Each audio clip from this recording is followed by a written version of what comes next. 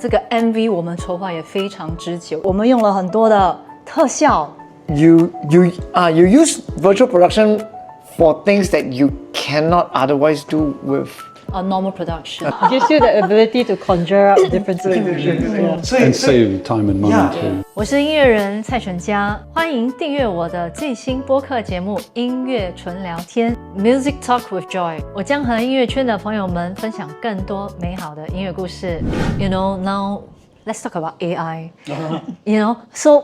Right now, I think, especially coming into this year, suddenly AI is like explosive. Everywhere AI apps. So how do you see AI in your industry? And do you think it's a threat or do you use it as a tool?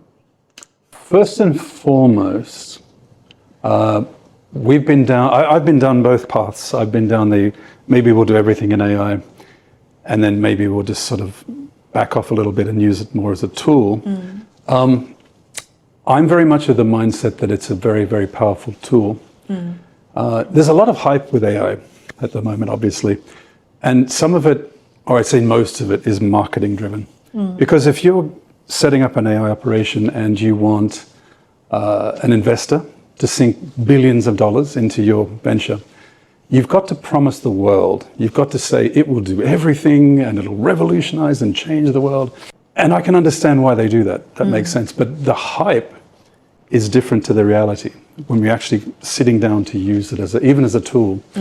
Now, we've tried to create fully AI-generated material.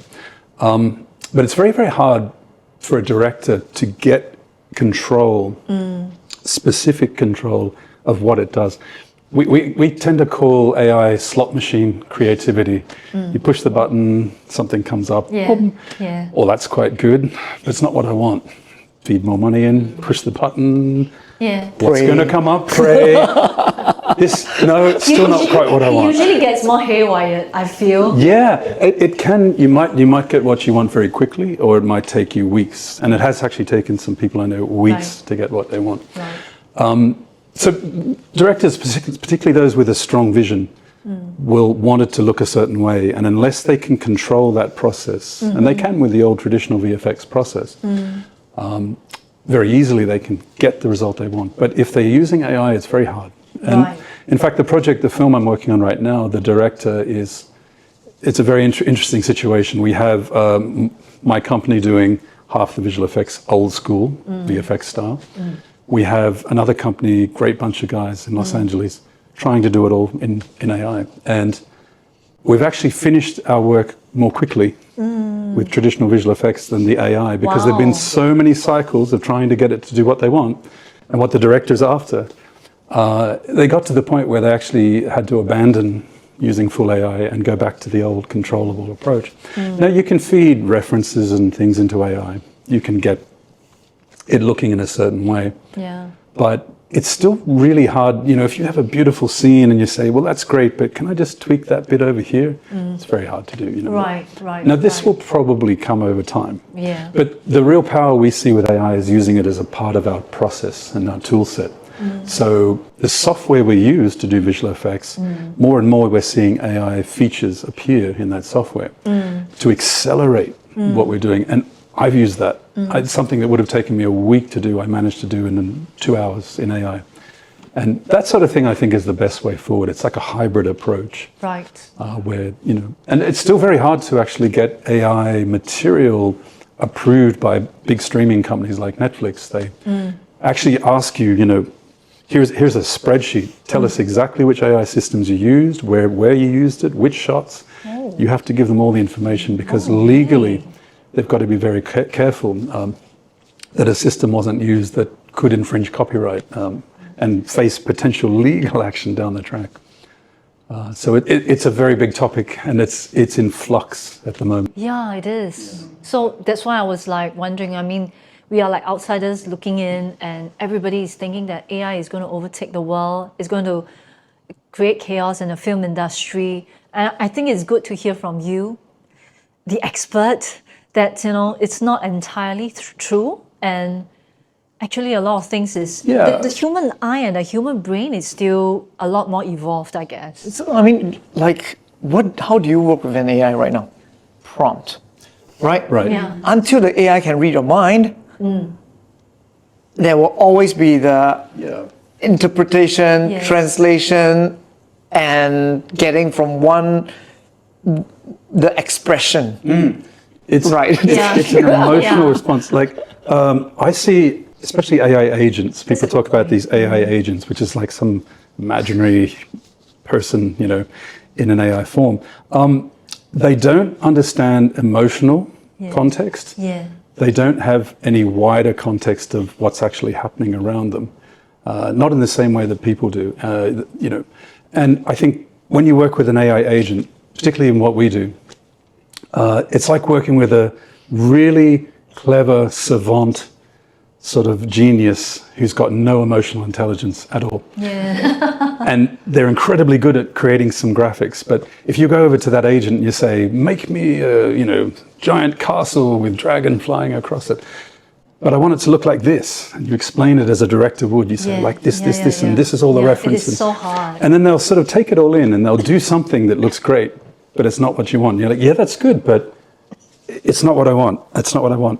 Now, I've had real human artists that were similar. They were incredibly talented, but no matter how many times you told them what you're looking for, they give you something else. Yeah. And it's like, It's true. that's good, but no, it's not what I want. Yeah, I think in all creative work it's the same. Like even when I'm in the recording studio, especially when you're a newbie, and then the producer will ask you to do certain things and you always can't do it, and then you will be in the studio like for hours and hours. It's just exactly the same, because the way I look at it is an emotional person or artistic person, they have an image in mind that it is simply hard to explain in words, but they see it, they feel it, right? So they'll do it.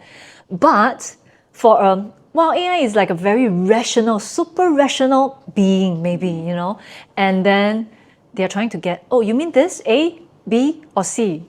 And it's like, no, it's between B and E. It's like, something like that. And if you tell a person it's between these two, Yeah. I know that I can get the result I need from them because they've got enough context awareness of what's happening and around the situation and what you're also emotionally responding to as a client, for example, to be able to say, oh, okay, they want that. And that's what we're finding on this current project. We're able to get there very quickly because we got the emotional context, we know what the director's liking and how they're responding. And without that, you just get amazing things, but not what you're after. Right. It's and I find everybody gets, particularly in Hollywood, they get very frustrated with that. The key thing is, it's not intelligent. It's machine learning. It's a massive, very sophisticated pattern matching tool. And it's an amalgamator. It tends to take everything and put it all together and sieve it through to some sort of median, some sort of average. So I find performance of AI sort of people weird and rigid and a bit hard to engage with because they can't really give the emotional response that a person, an actor, can give. But they are trying to convince everyone it's like AI will only get better, you'll only get more realistic. Hear that all the time. We can't do that yet. And it's like, well, sure, of course. But, the other thing I heard the other day was fascinating. The sheer volume of electricity resources that is required to run these data centers, it's not good. Massive amounts of electricity just to make these sorts of decisions. The human brain runs on an absolute tiny fraction of that, Yeah. and it can do hundreds of thousands of things better. It's far more sophisticated. Yeah. We've got this sort of mindset. we just need a pizza, To fuel our creativity. All we need is a pizza, It's exactly it. We don't, we sort of, we're almost projecting our intelligence onto the machine, but the truth is the human mind is so much more powerful and sophisticated. Yeah. The AI experts and analysts have said, look, it can't get anywhere near a human being. We probably won't. The processing resources required for that will be obscene, And not just that. So far in the AI things that we've been working on, we always tell people, it helps you get from 0 to 90% or 80% very quickly. Yes. But the 10%. that last 20%, 10%, you need someone You need a person. to Tweak tweak it. it and move it to where you want. If you need someone to sign off and that person is a human, you need that human. I think there's such great explanation because in my previous episode, I was talking to a music arranger. He's a very established music arranger in Singapore. And I asked him about AI. And I mean, he's like, you guys, right? Like, you know, you do things from ground zero to all the way, you know, up to today. And to him, it's like, no, I haven't really used AI because, you know, I work faster in my own ways. So I think it's such a great explanation because I think most people don't quite get AI, but everybody is rushing into it. Like when I try using the music app to create AI music, it's quite exciting in the first place, especially for non-musicians. That means the normal people. Like my brother, he uses the music AI and says, hey, I created a song. Quite nice, right? Then I'm like, yeah, it's generic lor. Correct. So my feeling is it's generic, but for them it's like, hey, it's very nice. So they are the 70%. No, yeah. You know what I mean? But I think it's recognizing what the masses also recognize. You know what I mean? It's like their standards are different from ours. Not that they are low standards. It's like because your work is like expertise. You are a specialty. So you see things a lot deeper and differently. But the masses, they feel like, oh, it is. And the same good enough. And the same thing exists in the commercial world. Oh, We tell people, say, hey, you know, the low end. I don't want to say low end, but the cheaper productions. Cheaper productions. Let's say a 20-second ad infomercial may not require a human being to create. That's it might true. be That's true. very simply done. And those will be the most disrupted. Yeah. But for those that say, I need that last 20% finesse, and that group will never go away. Let me tell you why. Because when everyone can hit a minimum of that 70%, everyone wants to be different. Right. And also, all of that material that's not so good makes the material that is good really stand out. Another great example, when we all got Apple phones, Samsung phones with these incredibly high-powered cameras in them, it didn't result in everyone having amazing photography. It resulted in more average photography.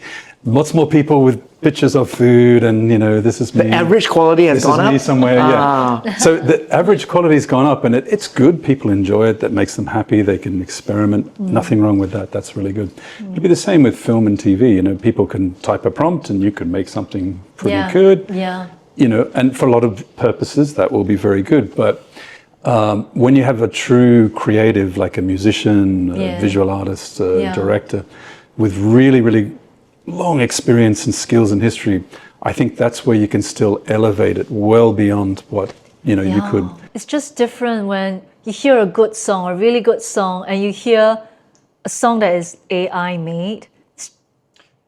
And it's because it just don't touch you as like what a human has written. It doesn't engage. It just doesn't touch you. Yeah, it doesn't engage. I find, this is just me, I don't like listening to AI music because as soon as I know that it's written by a machine, it's like, well, it just, I can't engage. I can't feel anything from it, you know. But I think AI has one very good thing. It can correct all my grammar mistakes. It can help me copyright certain things for my business. So I think for business-wise, it's actually pretty good. Like very direct, straightforward stuff. I think it's excellent. We're in a phase in our industry of figuring out where to apply it, for what purpose, and when to not use it. Right. What things can't it do very well? I mean, one thing we were trying to apply it to was a horror movie. And it can't be used for horror because most of the models... It's not horror enough. No, they're not allowed to do blood and guts and gore. Oh, they have their limits. It's literally like a guardrail. They won't let you do that. Okay. So the moment you type in, show me a shark bite victim, can't do that. It depends on who builds the LLM, right? Do you know what works though? Instead of saying I need a pool of blood sitting on the floor, you take red paint. Red wine. Red wine. I want a pool of red wine on the floor and it'll put a pool of red wine. It looks like blood. It's like, done. So you also need to use your imagination. You have to think a little bit. Yeah. You trick it. Show me some raw meat here, and it looks like a wound. So Interesting. yeah. So we're in a really interesting phase, very early stages of adoption, and trying to figure out how to use it best and where to use it best. But you can't replace human decision making too. I wouldn't ever want to rely on AI to make a decision. It doesn't understand emotion, context, all of these sorts of things. And I think it's also interesting because, I'm an optometrist by training as well. And I recently just had my CP, which is continuing education online. And they were talking about AI for eyes as well, for viewing eye exams. And the idea is not to replace people like us. It's actually a tool for you to, quickly diagnose in a certain way, but a lot of times a human has to go in and determine that whether it is actually correct because they do make mistakes. Yeah, so I think it is helpful in certain ways, but I think the idea is not to rely on it. And our envy is definitely not AI. I think it's the same with music, like you said. If you have a group of musicians who sit in a room together and have a jam session, incredible things can emerge from that just you would never expected.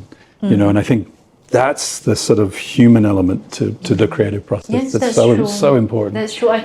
But music, I think in terms of AI, a lot of people are using it like crazy now. So like, for example, in China, there's a lot of AI music that goes right to the top of the charts.